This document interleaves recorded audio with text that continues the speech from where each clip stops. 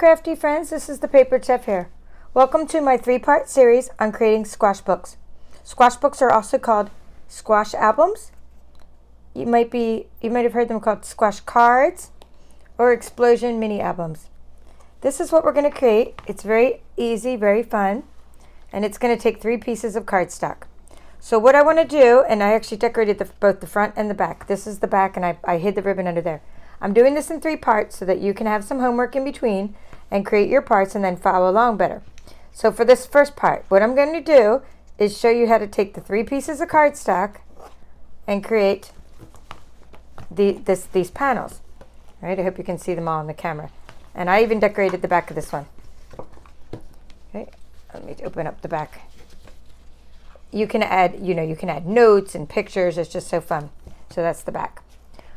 And I use the Snail Mail Designer Series paper by Stampin Up. But in the inside parts, I definitely put more embellishments in there.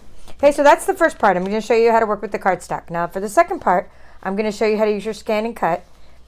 Now, I actually created these with a paper trimmer, but we're going to use our ScanNCut to create perfect triangles to use for decorating our squash book. And I'm also going to show you some other things that we can cut out. For example, if you wanted to cut out parts of the cover precisely.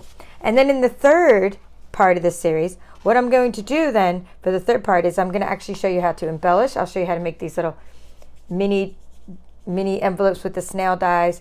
Just kind of some tips and tricks for embellishing this album, and a couple different ways to put the covers on the album. Because I'm thinking, now I did follow a tutorial, and I'll give her a shout out in a minute, but I like these hard covers. I do like those, but I'm thinking you might not need those. I could just use a belly band, right? So these are just different ideas. We'll leave that over there for fun to look at. I could use a belly band. I was also thinking that for the ribbons, I could use these little sliders. So in the third part, because I'll be making a bunch of these, I'm not going to have this example to show you, but I'll have other examples of this using snail mail. And then I thought, we'll just try different kinds of covers and see what works out. All right, so a shout out to Made It Crafts, because I'm in this group on Facebook and we do some swaps sometimes. I'm just going to go ahead and cut the cardstock as I'm talking. And it's a creative group, and it challenges me. And I said, I got to learn that, it said you're going to swap with a person a squash book.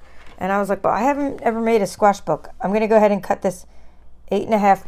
Now the the cardstock at Stampin' Up is already 8.5 by 11. So all I need to do is cut one other side 8.5. So I have an 8.5 square. Okay, so that's what you're doing with your trimmer. I just don't want you to miss any steps. Start to finish. Your paper comes, or sometimes you can get cardstock in different ways by Stampin' Up. But I'm using an 8.5 by 11 piece of cardstock, so I'm just trimming it to 8.5 by 8.5. We need squares.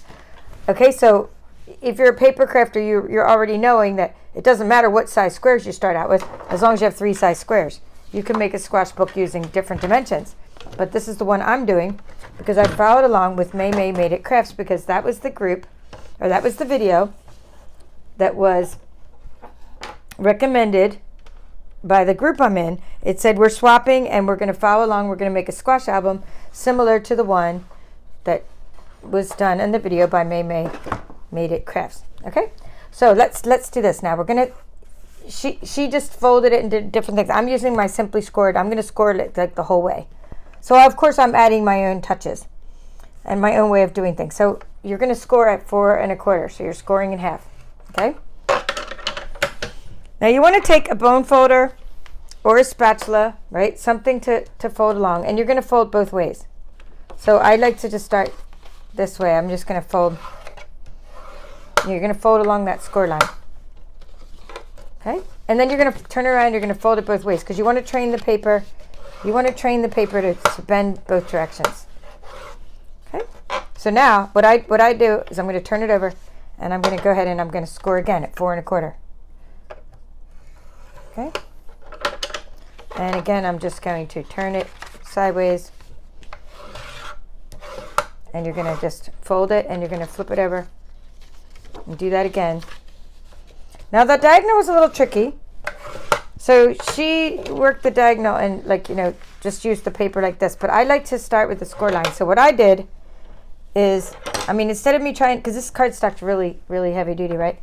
So instead of trying to start with trying to figure out where the diagonal is. I went on the 6-inch mark, right? And then down here, make sure you're still lined up along the same line in the middle of your little holder. See that point on your paper? But still go, tread lightly, okay? Because in case you're not lined up exactly, I'm putting this into the groove of the 6-inch mark. So I'm just using my, see how light I'm scoring this? I'm not scoring this very heavy duty. And I made it to the middle. When you make it to the middle, you're home free. And just keep going. You can't really see that in the camera, but you know, just keep going like this. Here, let me move my little squash book. I need to move my squash book out of the way for a moment so you can see. And I'll do this again. See how I did the score line? Now that I got the exact score line and I did it right, then I'm just going to go ahead and reinforce the score line. Right? But you want to do it lightly in case you're a little bit off and you're like, if you start being crooked, you don't want to ruin your paper. So now that I have that, I can turn this over and I can fold this in half. And now I'm still going to use my bone folder or spatula. I'm pushing it against the side of my. I like the Simply Scored tool because I have these little edges and they really help me line up stuff. Because even though it looks like I did it right along the diagonal, still have to sort of hold it there and get it to sort of train it. Right, so you're only making one diagonal line as opposed to these other lines we made two, but we're only making one diagonal line. And you can go ahead and you can make sure that you also, let's fold this in half, reinforce it on the other side. Fold, everything is supposed to be folded both ways to break the fibers and make things fold easier. Okay, now even though you're only folding them mostly one direction, we still want to be able to fold them the other way, like if you want to, right? So now that we have that, and we'll do it one more time. So you want to do three colors of cardstock, right? I don't need this piece of real red. You want to use 3 coordinating colors that go with the design that you're doing. So we'll go ahead and do another one. This was real red. This is Bermuda Bay. So you want to get 3, and this one's basic gray. Okay, basic gray, because they are coordinating colors in this Snail Mail Designer Series paper. So you always want to use coordinating colors with whatever Designer Series paper you're using, because that's what makes your squash book really coordinate. So we'll go ahead and do it again. You know, 4 1/4. You can go ahead and do both of these at once, 4 1/4 if you wanted to. And if you really wanted to reinforce them, you could do this. And I've done it both ways in my first try. You could just turn it over and reinforce it by scoring on the other side. Okay, so just showing you a couple different ways of doing things, but you do want to fold this in half first and score. And if you're making a bunch of squash books, then you can just do all your cardstock folding at once, scoring and folding. And then you could do then you can cut all your triangles and all the pieces you need, right?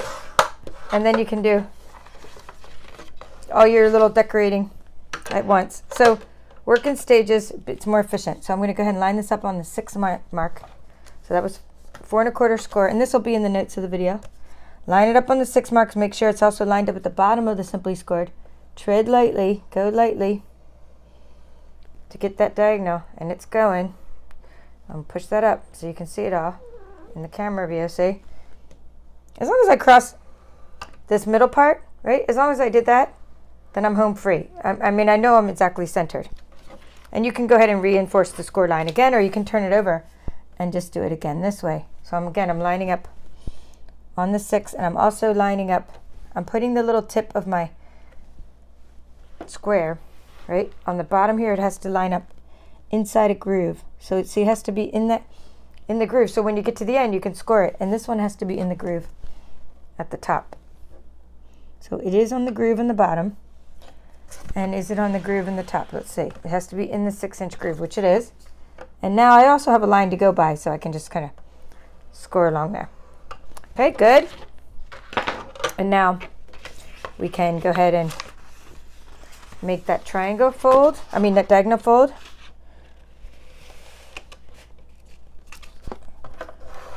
And it does look really complicated, but it's not.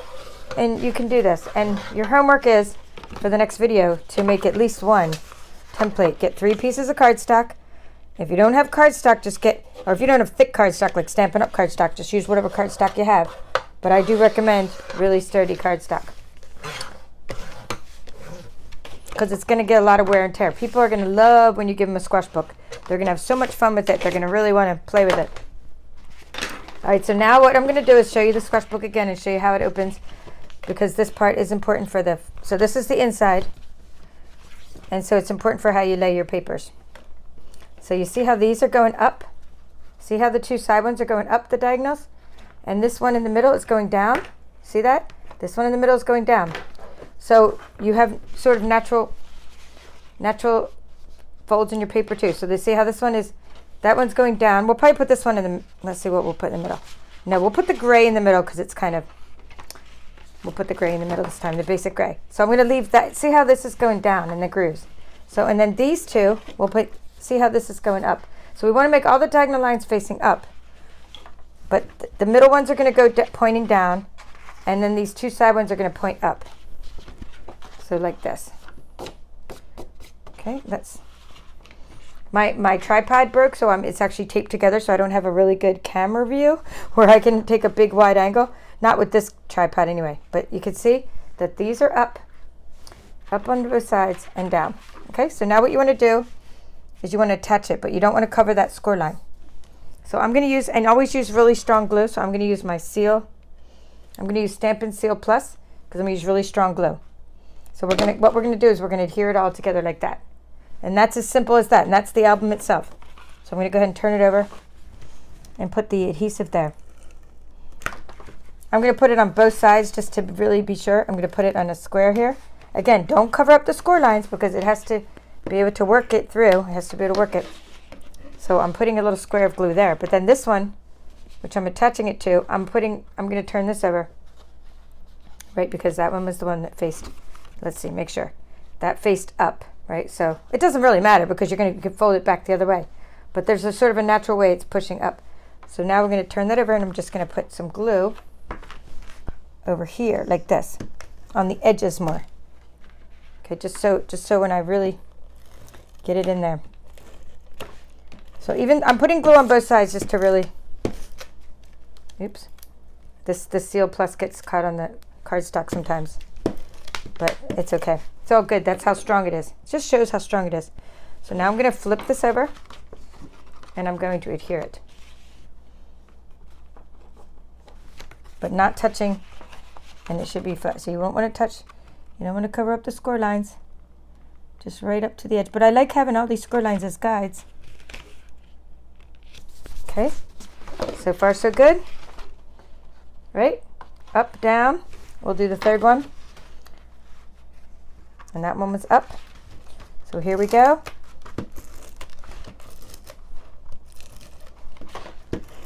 Okay, push that in a little bit. Now these panels are going to all be decorated. It's going to be really fun. I'm going to flip this over, put some adhesive on it. And now when I put the adhesive on the other paper, I'm going to go out to the edges a little more. And my Seal Plus gets stuck sometimes. All right. Here we go. I should have a little flat. So we're going to put this here, and we're going to line it up, not covering the score lines because it has to have room to fold and play. Okay, good. And now I'm going to just make sure I don't have any extra adhesive. You could use glue, of course, but I'm just like to use strong adhesive, like the rolling adhesive. Now I just want to make sure that I don't have any adhesive sticking out the sides. And I, like over here, and I do a little bit. So if you do, rub it off. You just rub it off because you don't want to get little things stuck there and nothing sticking out. Okay, so here's how to fold it now. So remember, those are going to go down, and these are going to go up. So these are going to go up. So you're going to fold these two up, and they're going to go up and then over. Let's see. Hold on. Up and in. Up and in. This one has to stand up. Come on. There we go. Up and in. Okay? So these are going up and in like that. I always do the side ones first. And again, I only made my first one recently, so we have to get used to this as well. So up and in. There we go. Up and in. Okay, so that's the side. Now these two are going up and in, and then the other one is, so that's two goes like that, and then the other one is just down, and that's just down. like that. Okay, they're going down. See? Down like that. So, okay, so now we're gonna take your bone folder and reinforce all this. Now, as I was making the cover on this and my cardstock's so cute, I was like, I don't really need a cover. I could use belly bands and other things, but it is nice to have a cover. And what I did for my cover, okay, that's what I'm going to do. I put it under a bunch of catalogs because I just got my catalog, so I stuck it like under a bunch of catalogs for the night, and it really stayed down. Okay, so we'll go over that again. Just kind of open that up again so you can see. Isn't that cool? Isn't that easy and it's cool? See how the middle parts go down and the side parts go up? That's how you make your squash book. So your homework is to make at least one of these, the template, like this. Because then in the next video, we're going to make all of the triangles. And the triangles we're going to make them precisely with our ScanNCut, but you could just make them with a trimmer. If you don't have a ScanNCut, please watch the second section. Anyway, see how cute the triangles are? And we're going to just cut some squares with a paper trimmer. And we're going to decorate. So you want to be ready to decorate your squash book. So again, flatten this out. Flatten it out. Use coordinating cardstock. Here's how it's going to look all when it's done. You're going to be decorating both sides. If you want to get started on your squares, because I am just using a trimmer for them because I want to make the most of my 12 by 12 designer series paper. If you want to get started with your squares, you want to cut 4-inch squares, okay? So you need 1, 2, right? Let me open this back up. 3, 4, right? And then turn it over. If you want to do the other side, I think it's a great way to showcase designer series paper. But you also want to leave room for people to put their pictures and notes and album, right? So you need 2 more here. So you're going to need 6 because the other panels are covered up if you use a cover. But if you're not using a strong cover, you're going to need 8 of those 4-inch squares. If you're going to be putting the 4-inch squares, like let me show you what I mean. Okay, if you're going to be putting them on here like this as the outer part of your book, and you can put the ribbon underneath them, that's fine. Then you would need 8 of those squares if you're decorating both the inside and outside. If you're not, and you're going to need, like I used mat board. Well, not really, they said to use mat board, but what I did instead for my cover is I used extra cardstock to wrap, and I wrapped the back of the designer series paper. So that's what I did. I took these pieces, like this was Snail Mail designer series paper. That's the paper I'm using for this project. I cut some of it off, and I wrapped it to reinforce it with cardstock, and that's how I made these nice thick covers. But again, as I was doing it, I came up with all kinds of ways I could make covers, and I thought, oh, it would just be really fun to make different styles of covers. Okay, now we got it folded like that. So see like that, and then we're going to put the ribbon. So we'll see you in the next tutorial where you will have made this first part. Okay, I'm going to mail this off to my friend who will not see this on my channel because she doesn't subscribe to my channel. I don't think she doesn't know I even have a channel. We just met online. She might know I have a channel, but she's not going to know this is hers. Okay, so then this is your job, to make at least one of these, and in the next video we're going to decorate that. Thank you for watching. This is the Paper Chef. We'll see you in part 2 of the Squash Book series. Thank you.